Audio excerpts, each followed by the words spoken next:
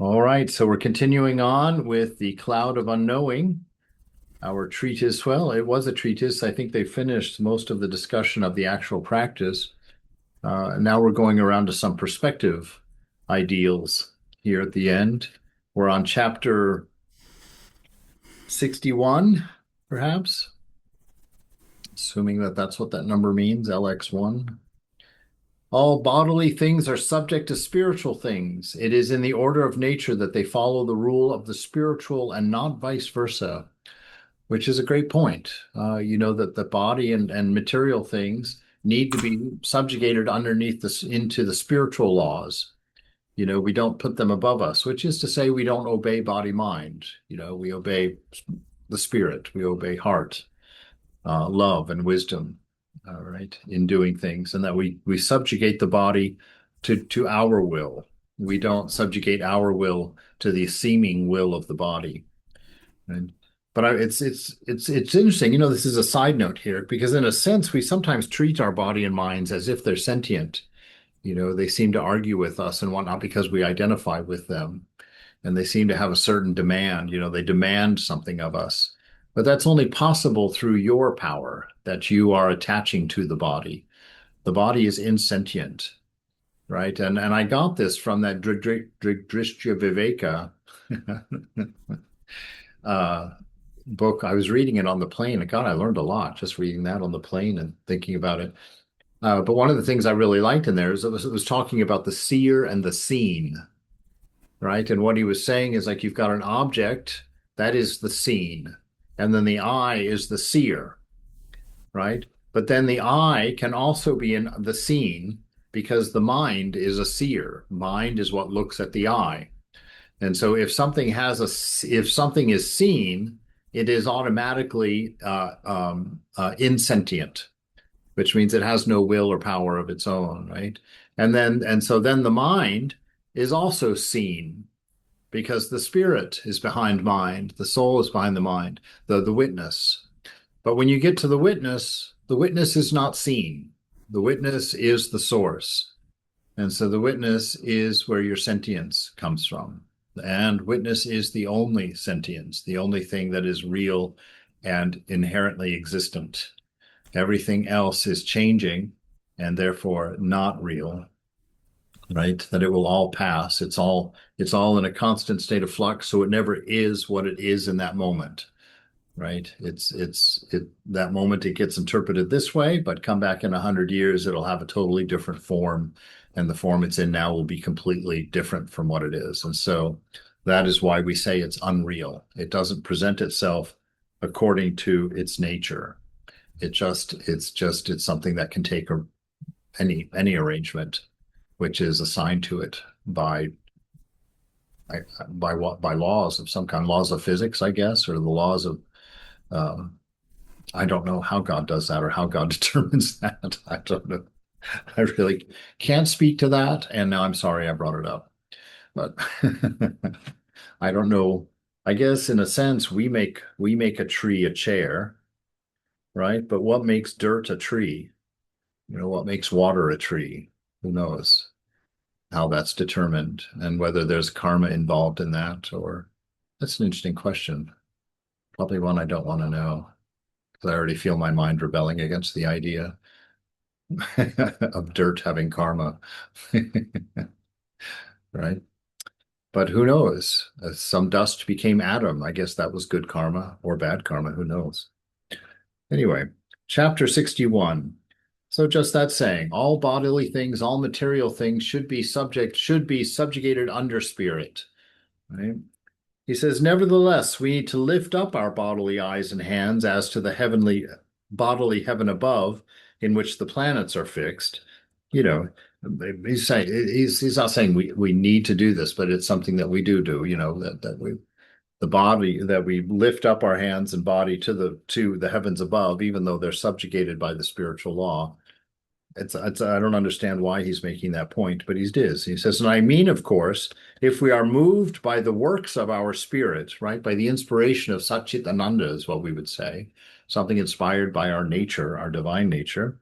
So if we are moved by the work of our spirit, of our divine nature, then the body gets used in a spiritual way. But if we're not, then it's not, right? It is by nature less than spirit, beneath spirit.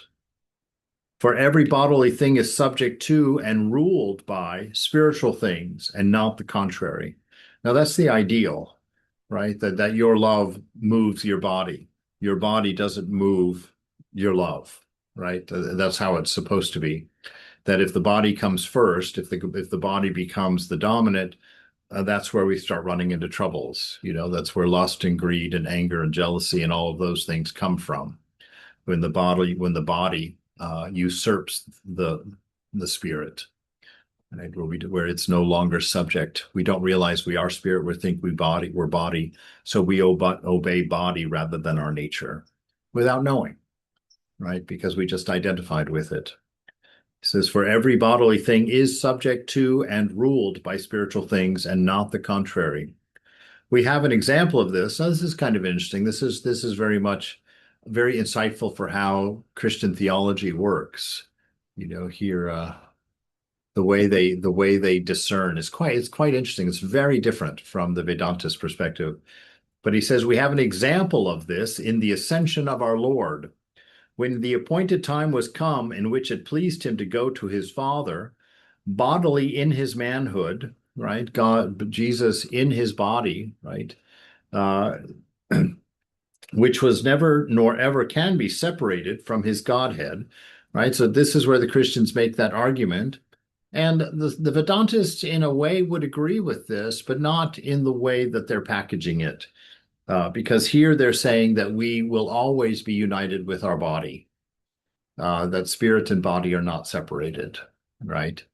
And so there's that idea that is amongst the Catholics I know, and certainly the Episcopalians also, and apparently the Lutherans, that this idea that on this rapture that our bodies materially raise and are reunited with us and go to God for the judgment, right? And so in that sense, and when we go to heaven, we are eternally in a form, according to the Christians. We are never separated from form.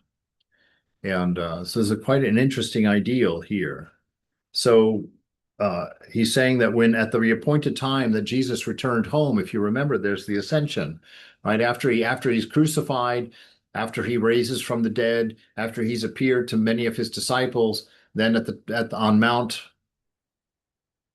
I used to know the name of the mount. What is it, Heidi? What mountain did Jesus ascend from? Mount Olive or Mount Wow. Ararat? Ararat was the ark, Um, right? Yeah, I yeah, I think it think was. I so. think it was Mount. Anyway, that Mount, right? He went up there, and in view of his disciples, he ascended into heaven from there, right? Now, I grew up taking that purely not metaphorical. I saw that as Jesus going into heaven, but I in no way thought that meant that heaven was a straight line of travel from that point up, right? Because the planet up is relative to where you're standing on the planet, right? And so if it's not like that mountain is the rocket launch point that takes you straight to heaven, right? It's a metaphorical, right? It's metaphorical. That was Jesus. If that happened and he raised up that way, Jesus was giving a teaching about himself being spiritual and not being material, right? Even though he was wrapped in a body so that he could be seen. So he went to his Father bodily in his manhood, which was never nor ever can be separated from his Godhead. Then the manhood with the body went up in the unity of the person, mightily through the power of the Spirit of God. Right? So the person becomes the ideal. And that's where Vedanta goes a different way, right? We say there's no such thing as a person, that we are temporarily wrapped in a flesh body and deluded by its senses into the play of Maya, whatever that is. But here they're saying that the ideal is the union of spirit and body in personhood, and that is us in our complete nature. It was most seemly and fitting that this should be upwards in visible appearance, right? Because he was returning to that which is above material. right, to the spiritual world, which is above the material world. The same subjection of the body to the spirit can truly be understood, in a sense, in the spiritual exercise described in this book, by the experience of those who undertake it. For whenever a soul disposes itself effectively to this exercise, then straightway and suddenly and imperceptibly on the part of him who is making the exercise, the body that perhaps before he began was a little bent over toward one side or the other in order to be more comfortable, comes upright by the power of the Spirit, so that the body imitates and follows the work of the Spirit, which is happening spiritually. And this is very appropriate, right? And even though this is an odd way of saying it, this is sort of Vedanta also believes that. Really, what he's saying is the Vedanta idea that the ego, the spirit trapped in ego, then produces body for its vehicle. And we see in Ramakrishna's physique, we see that when he went through some of his sadhanas in the Great Master, that his body changed in its form to match his mental perception of himself, right? So when he did his Hanuman sadhana, it says that his body developed like a little 4-inch monkey tail because he was worshiping Rama as Hanuman, and he lived in a tree for 6 months in the temple garden there, and acted like a monkey, thought himself as a monkey. And then we won't go into the details of it, but also when he had his sadhana as a gopi girl, as a cowherd girl, that also his body changed to reflect his femininity in that. And so the body is a step down from ego, which is a step down from spirit. And so the spirit creates the ego, which then creates a body in order to experience the material world. Right. And so that's why Ramakrishna also quite often with his young men, he would say, let me see your hand. Right. And he would weigh his hand and he said, oh, that's very good. You're going to succeed. People with heavy hands are worldly, and how he would read bodily signs because the body is an expression of that person's state, that person's being, where they are in their journey. And so Ramakrishna could see that. So he's saying the same thing here, that your body is a step down from spirit, and that spirit influences your body, right? So the body imitates and follows the work of the spirit. That's how they say it. Right? It is because of this seemliness that man, who is the most seemly creature in body that God ever made. I mean, seemly means awesome, great, perfect. It is because of this seemliness of man, who is the most seemly creature in body that God ever made, right, is not made bent downward to the earth like all of the other animals, but upright toward heaven, right? An interesting idea, but you see, that's very interesting perspective. He says that because in Christianity, we are not animals. Right? Christianity says that humans are not animals. We're not mammals. They disagree with that. We are a unique creation, separate from the rest of creation. And his demonstration of that is that we walk upright, pointing toward God. We're not down on all fours like all of the other creatures. We're not hunched over toward the earth. Right? Interesting perspective.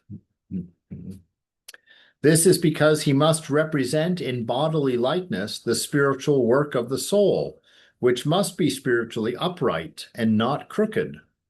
Notice that I say spiritually and not bodily, for how could a soul, which by nature has no bodily qualities, be strained bodily upright? No, it could not be. So take care not to interpret bodily what is meant spiritually, though it be spoken in bodily metaphor, as these words up, down, in, out, behind or before, on the side or on the other, right? So he's talking about relative words. When the scriptures are talking about God up there or, the devil down there, it's like, don't take those spiritual as like coordinates on the compass. Don't think in relative terms like that. Understand that it's spoken of spiritually, which means where it stands in the hierarchy of ascendance, the lowest things. You've got animals down here, and then you've got humans here, right? And then you've got within the human, Um, this is Krishna Prana. I can't talk to her right now. That's going to get me in trouble. All right. So we have to understand that he says, when they give these relative things, he says, for no matter how spiritual a thing may be in itself, yet when we come to speak of it, since speech is a bodily exercise performed with the tongue, which is an instrument of the body, it is necessary that the bodily metaphors be used. Okay. That's just a very complicated way of thinking it. It's like, if we're in the relative world, so we speak of things relatively because we have to in order to just to say what we mean. And that's why, when we talk about Brahman, I often tell people, okay, we're talking about Brahman. Everything that I'm saying is illegal, right? Because we can't use language to talk about things that are transcendent to time, transcendent to place. And so we bring them down a notch into the material understanding so that we can discuss them, right? That my soul is inside me. Well, is it? Who knows, right? Is my soul inside me or is it one soul that's all around me? It's like in a dream at night. In dream, you would say your soul, your personhood is inside you. Your soul is inside you. But in fact, your soul is actually not anywhere in that dream world. It's within the body or world of the dreamer. But when we describe our dream or we say, oh, I walked, here, there, and you use all of your directions, up, down, left, right, in, out, but none of them are true, right? And so he's warning us here as well in the same way. Don't think of spiritual things as materially, even though they're described materially, don't understand them as materially. Always remember that this is metaphorically speaking. Which is interesting because that fits in really nicely with Vedanta, in that the non-existence of this world is also metaphoric, and that our existence is metaphoric. We are an expression of God. We are like God, right? In our expressions, in our ways. But we can't say we are God when we're embodied under ego, right? Because ego is separating us. Ego, we have the sense of doership in our egoic state. And so we are a direct, it's kind of a catch-22 there, actually, because actually, I think probably we are an expression of God, even in ego state, but it's a twisted one. It's God through a lens, as it were, but it is still love that's being expressed. Vivekananda said it is for love alone that the murderer murders, the thief steals. So those are direct expressions of God, but it's God through egoism. And so it's got a little bit of a twist to it, right? Even though we're loving at the detriment of others, which is not pure love, right? It's a directed love. It's a conditioned love. All right. Any questions about that? We're on to chapter 62. How a man can know when his spiritual activity concerns what is beneath him or outside himself, when it is within him and on par with himself, and when it is above him and under his God, right? So how to know when your spiritual activity is beneath you, outside of you, when it is within you, when it is equal to you, and when it is above you and under God. Let's see what he means by all of this. So that you may know how to understand spiritually words whose literal meaning is material, I intend to explain to you the spiritual meaning of certain words which pertain to spiritual activity. Thus you will know clearly and unmistakably when your spiritual activity concerns what is beneath you and what is outside yourself, when it concerns what is within you and on par with yourself, and when it concerns what is above you and under God. All right, very interesting perspective. Let me do something. All right. Every kind of material thing is outside yourself and naturally below yourself. Okay, so the material world is outside of us and below us. Below us, again, like he's saying, doesn't mean it's under your feet. It just means that it's lower to your nature. It's a step down in vibration. So Vedanta believes the same thing. right? All material is gross. It's not subtle.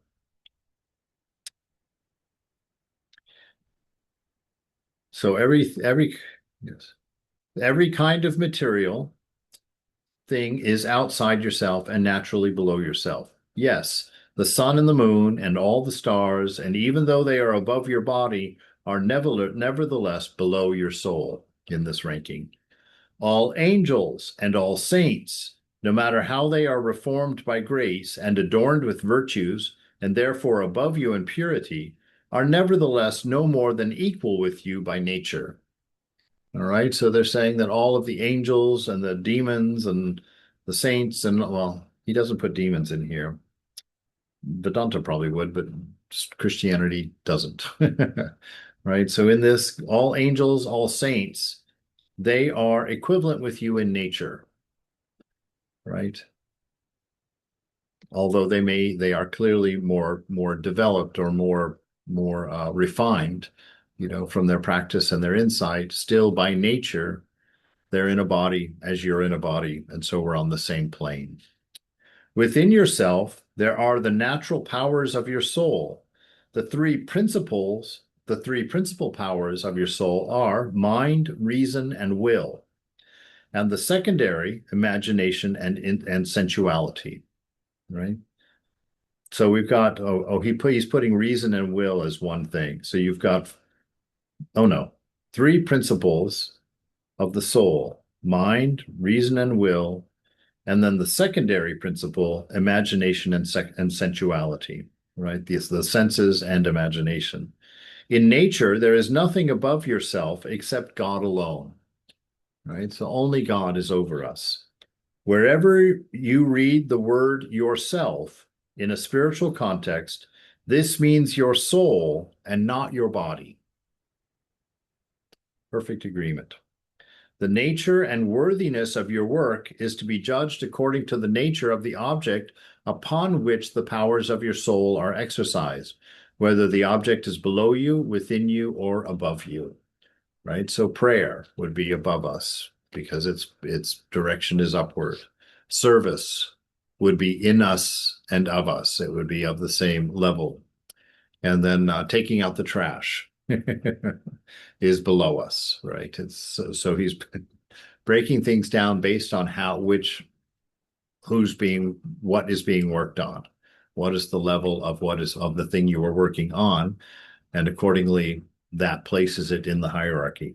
So it's a very interesting perspective, but you see that all of it requires a material world, right? There's none of this idea of a transcendence to where, like in Vedanta, the final state is pure spirit, pure witness, pure attention, pure awareness, right?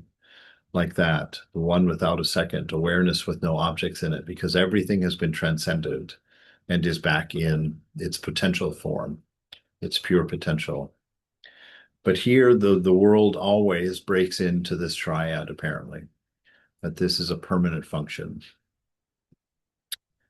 Of course, until you get to heaven, and then I don't know what happens. If you're in heaven and you're taking out the trash, it's heavenly trash. So does that mean it's on par with you? Or is it under you? I don't know. You see, that's the problem with carrying relativity into the spiritual world. You're gonna have to do that. There's no way around it. If you're taking your body, you're going to take relativity with you. And so this is one of the reasons for the complexity of Christian theology. Right? So chapter 33, of the powers of the soul in general, specifically how mind is a principal power containing in itself the other powers and all their activities. All right, so we would agree with that. That's going forward.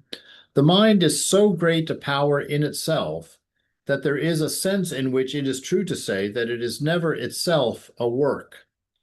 Right, very interesting.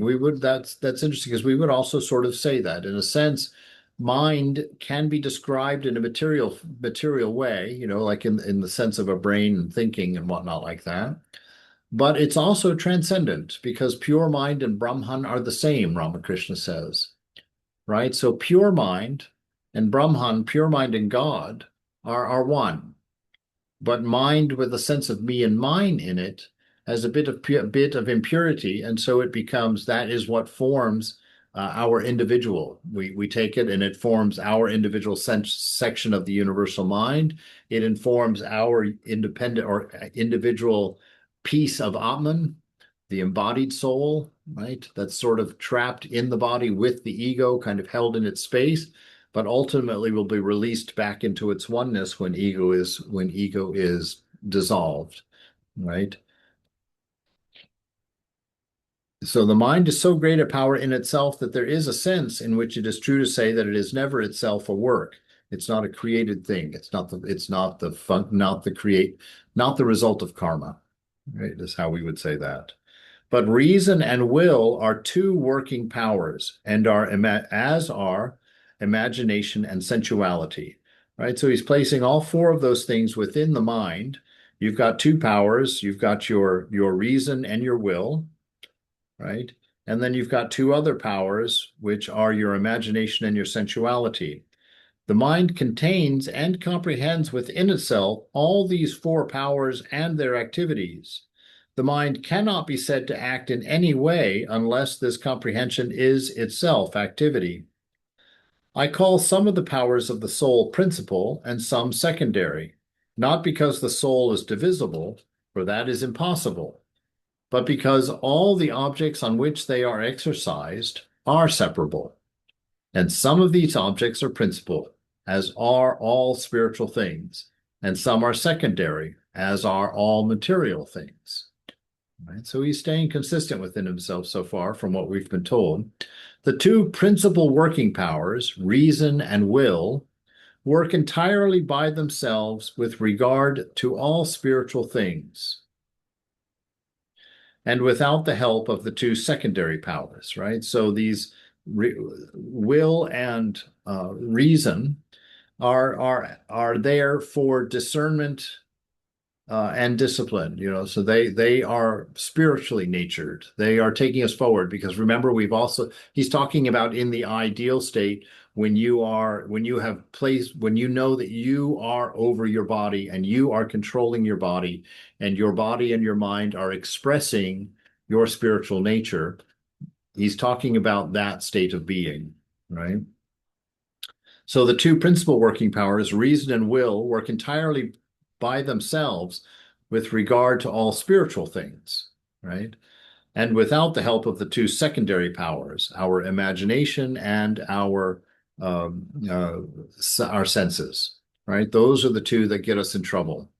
And he says, with regard to material things, whether these are bodily present or absent, the imagination and sensuality work as the animals do with the bodily senses, right? And we would agree with that, Don't be an animal, right? Refine yourself, discipline yourself, bring yourself into transcendence. But it is not possible for the soul, by means of these two powers, by means of sensuality and imagination, to come to know the source of activity and mode of being of material creatures, nor the cause of their being and their creation without the help of reason and will.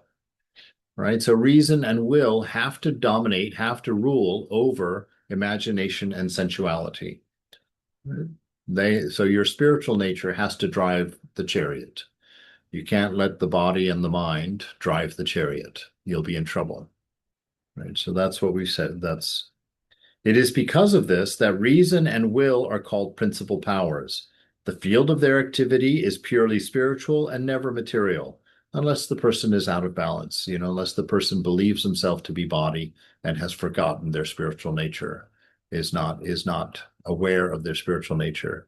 Then body and will, or uh, will and reason then become subjugated to sensuality and imagination, right? And that's when a person, in the Christian terms, would be lost, right? They don't know who they are, and they're living like the animals.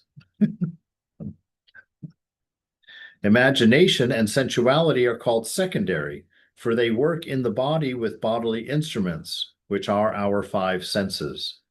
Mind is called a principal power because it contains in itself, spiritually, not only all the other powers, but also all the objects on which these powers work. Let me explain. Now, I'm hoping this is very interesting because he's saying he's basically saying that everything is mind, it seems.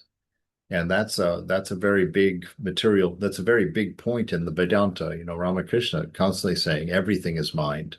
Holy Mother says everything is mind. So he's saying the same thing here. Mind is called the principal power because it contains in itself spiritually not only all the other powers, but also all the objects on which those powers work. Let me explain. So he's actually saying everything is mind here. A very interesting way of saying it. Let's see if it practically works out to be what I would hope, but we'll see. Chapter 64.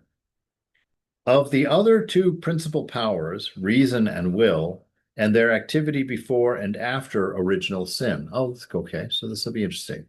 So the point when Adam and Eve became egotistical, what was the difference then between reason and will from before they ate the fruit of egoism and after they ate the fruit of egoism?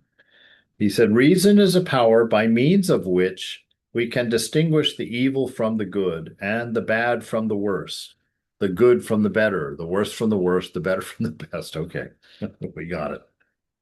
Before man sinned, okay, reason could do all this naturally, right? It was a natural flow of harmony and unity because there was no individuated, there was no will other than God, other than the divine will. So that means that Adam and Eve were in pure harmony with their divine self, their Satchitananda, love and wisdom and existence were in harmony, and your existence was an expression of your the divine will because there was no separation from God, right? There was a unity there. Before man sinned, reason could do all of this naturally, but now it is blinded with original sin that it can do this work only if it is enlightened by grace.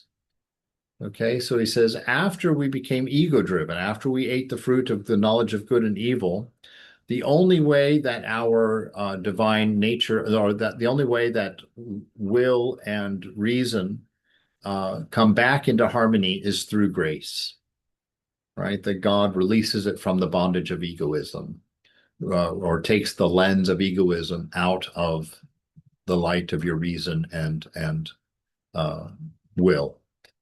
Both reason itself and the object upon which it works are comprehended and contained in the mind. Beautiful. This is true. This is great. So when you're in ego state, when your sense of self is here, you're in mind, right? When you are in your harmonized state, without the ego, your sense of being is here, in the divine nature, in your Satchit Ananda, or an expression of Satchit Ananda, not in your Satchit Ananda, right?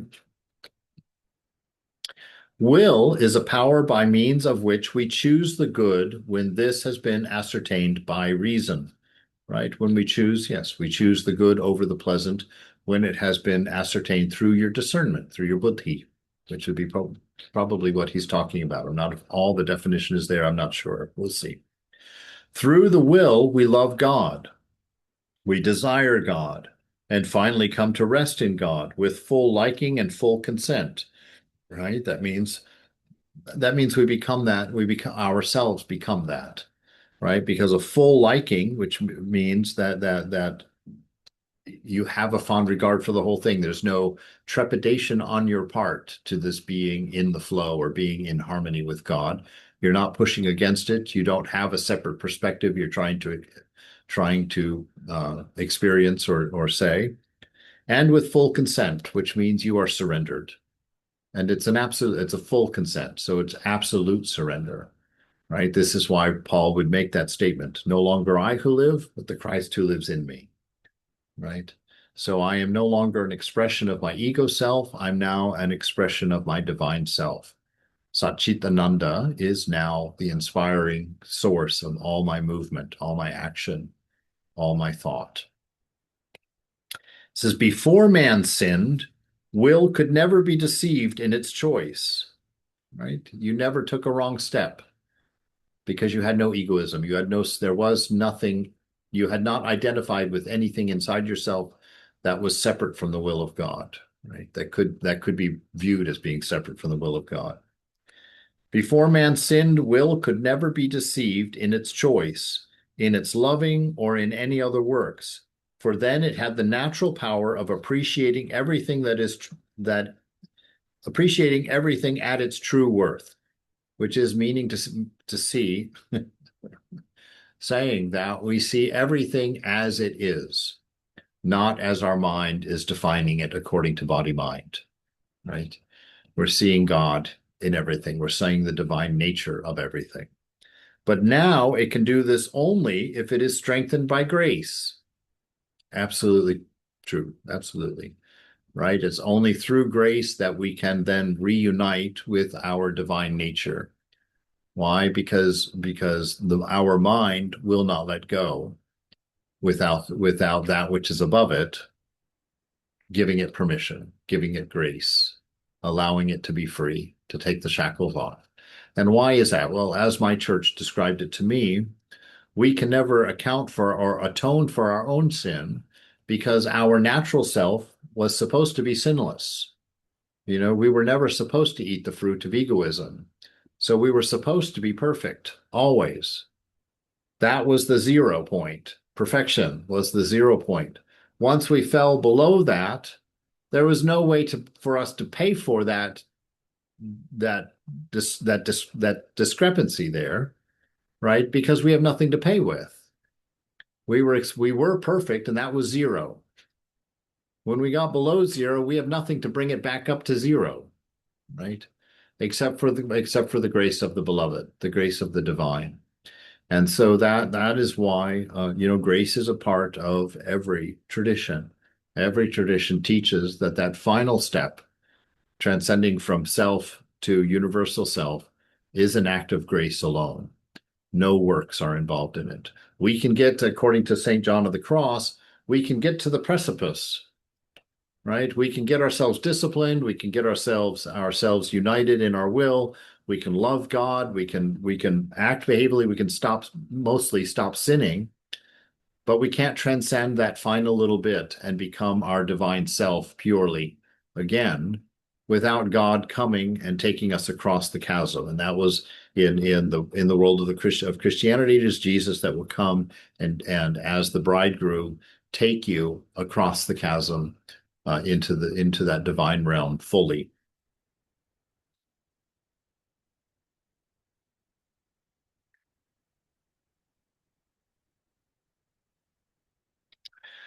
Right? But now that it can do this only if it is strengthened by grace. For very often, because of the infection of original sin, it accepts a thing as good when it has only the appearance of good and is really evil. The mind contains and comprehends in itself both the will and the object of its willing, right?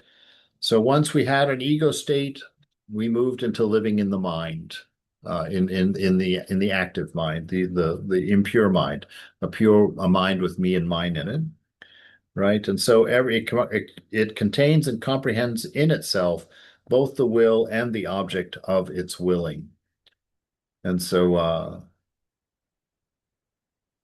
original sin places it outside of heart and into mind, or outside of the divine realm and into mind, which is where we had to move after we thought ourselves to be separate from God and had a will independent of God's. We had no choice but to move into mind. We moved out of spirit and moved into mind for our actuation. Right? Is that understandable? Anybody getting that? It's interesting stuff. It has very deep implications, right?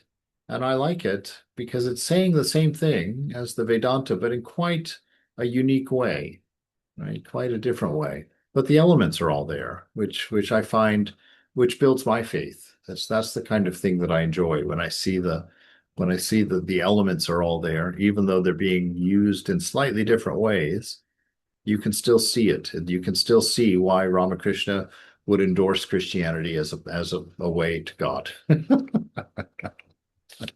in that sense. All right. Chapter Maharaj, six. I Yes. had a question. Okay. Just about this because I see this. So, a pure mind is Brahman, it's God, and I think that is also what this text is saying. But very often I see this reference to talk about the heart, and so how do you, you know, is there a difference then Well, there between? there is a difference, and the difference is in what you just said, actually. The in Christianity, you would not say that Brahman is God. You could say that mind, pure mind. Well, you see in the Christian world, Brahman, God as boy, this is an interesting thing because you can find Brahman as the absolute unchanging in the Christian scriptures also. God is also described as unchanging. And yet, anywhere in the New Testament that they talk about God, God is changing. God is active. God has a will, has a desire, has a plan, all of these things. And in the ultimate reality in Christianity, there's still a duality. You will always exist separate and apart from God. They do not, at least in their official literature, as it were, do not give any possibility of oneness with God. That oneness will always be in will. That oneness will always be in reason. But that oneness won't be a literal oneness where you are the same thing. Like it will be the oneness that Jesus has with God, right? He says, "He who has seen me has seen the Father. I and the Father are one." Right? And but he still prays to his Father. So his Father is still separate from him, and so that's that paradox of Christianity where they say the three is actually one. There isn't three. The Father, Son, and the Holy Spirit are three in one. Yeah. So they maintain that separation, but it's a oneness. And so you, as a separate soul, will always be a separate soul from the divine. And so in their Brahman, there's not that one without a second, right? It's a unity with parts. But isn't that union with God when Jesus talks about it in John 17? He's saying that he's one with the Father and we're one with him and it's all one. One is one. But it's one in the Christian way. It's one in the sense of like Saint John of the Cross says it. He says, "I'm a pane of glass, and when I purify myself, that glass becomes so clear that when you hold it up in front of the sun, you cannot see the glass. You can only see the sun, but there's still a piece of glass there." And so there, the oneness that, and again, now mind you, there's official doctrine, Right, and right. then And maybe that's why a lot of the mystics who talked about actual union and oneness with God were called heretics. you got it, finger on Okay. it. And it's also because St. John of the Cross, in that example that I just gave, when he gives that example of being a piece of glass, that's at the last sentence of the paragraph. The whole rest of the paragraph is about oneness with God. He's trying to stay out of trouble. That's absolutely right. He's trying not to become firewood. Right. And I All right. found this to be startlingly very prominent that in the Episcopalian monastery, the Benedictine monastery I was in up there was one brother that in his room had a Buddha and would sit and do Buddhist meditation every day as a part of his practice. And that was perfectly fine as long as it stayed on the inside of the monastery. He was allowed to do that just fine. But would he, if he were ever to stand up and give a class like that, he would Mhm. find himself in very hot water Right. right? And so that's just one of those things. Within the monastery, within the organization, there is a freedom for exploration and expression in your spiritual life, as long as it remains personal. But if you stand up and say something, you're representing the church. And this is actually the primary reason that I knew I couldn't stay in that place, was Yeah, that I me knew, too. that if I experience it personally, I want to be able to stand up and say it out loud. But in the way that the institution is established, you can have your personal anything you want, but you cannot stand up and represent the church and say it, right? Yeah. So, all right, we'll do chapter 65 here. Of the first secondary power, whose name is imagination, its activity and its obedience to reason before and after original sin. Okay. Imagination is a power by means of which we make all our images of things, whether they are absent or present. Okay. The imagination itself and the images which it makes are contained in the mind. Before Adam sinned, imagination was so obedient to the reason, it was, in a manner of speaking, its servant, that it never presented to the reason any unseemly image of any bodily creature or any fanciful image of any spiritual creature. But now it is not so, right? So now that we've become ego selves, the mind can think of lust, the mind can think of violence, the mind can we can imagine all of these things, whereas when we are in our divine nature, uh, we are not inclined to those things, because those are things of the body, right? But now it is not so. For unless it is restrained by the light of grace in the reason, the imagination never ceases, whether we are asleep or awake, to present various unseemly things of bodily creatures, or else some fanciful picture, which is either a bodily representation of a spiritual thing, or else a spiritual representation of a bodily thing. Such representations are always false and deceptive and compounded with error, right? Anything born of body mind is going to be in error, right? Because when you take into consideration your separation from God as a body, and you take into consideration the demands and needs and wants of the body, and when you let those desires of the body break the spiritual law, as it were, then all manner of things happen, right? All manner of things can be imagined and produced. And so he's saying that now we can only get back to our original mind through grace once again, right? This disobedience of the imagination can clearly be seen in those who are recently converted from the world to a life of devotion in the time of their prayer. For until their imagination is, in great measure, controlled by the light of grace in the reason, as it is in the continual meditation on spiritual things, for example, on their wretched, on their wretched state, on the passion and the humanity of our Lord, and so on, they cannot get rid of the elaborate variety of thoughts, fancies, and images which are served up and imprinted on their minds by the light and the curiosity of the imagination.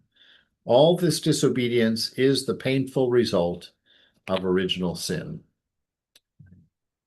So basically, once you have taken reason and placed it in the mind and focused it on body, it's no longer necessarily going to take you toward ethics, right? It's not necessarily going to lead you toward oneness.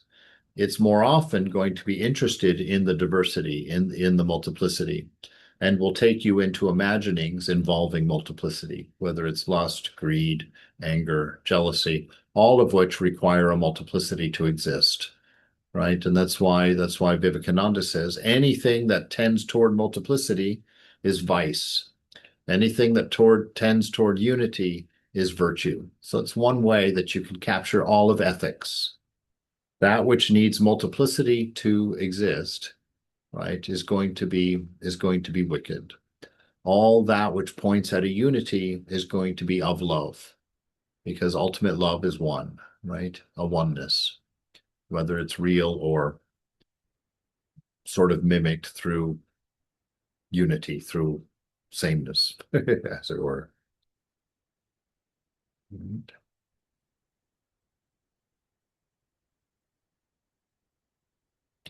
Such representations are always false and deceptive and compounded with error.